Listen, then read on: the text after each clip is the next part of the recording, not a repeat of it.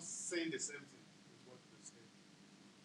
You know, the aspect where you express courage in the midst of crisis also lies with the fact that you need to understand the mind of the other parties, in the entire situation.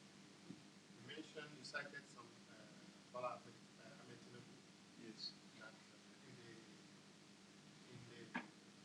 Pre-primary. Yeah, pre-primary lobbying and horse trading and all of that.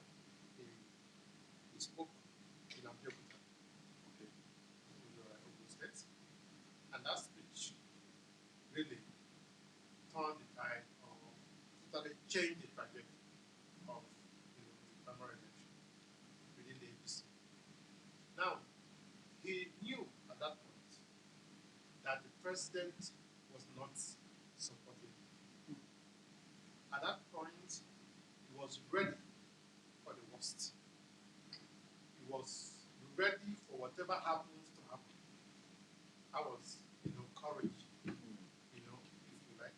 Yes. And also that at that point where he was ready for anything, the president himself, because the battle was between him and the president, a lot of persons don't realize that.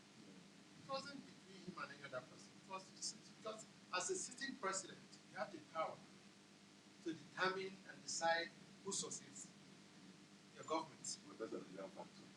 Of course. No, we're talking of the primaries within the party. Okay. He's the leader of the party. Yes. He's got to cross the mark in the party before he can talk of general election. So if it's general election, they can now talk of, the people determining what happens. But in a party, when you have the sitting president, it's just to call the governors and say, this is the person I want, and they'll follow. That's also a Nigerian factor.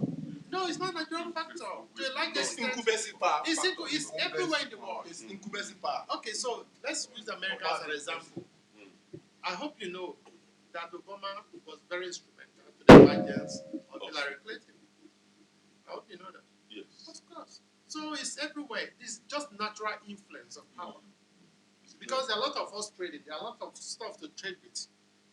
To say, you know what?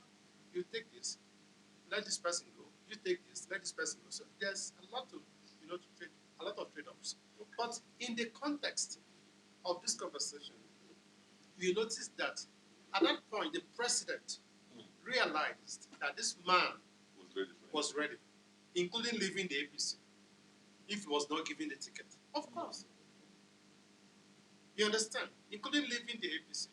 And at that point also, the PDP, the opposition, that's where you talk about the intelligence. The opposition already had produced an article. So, when you look around, you look at who has that level of national capacity to mobilize and face an article in the opposition. Every other person started looking towards Tinubu.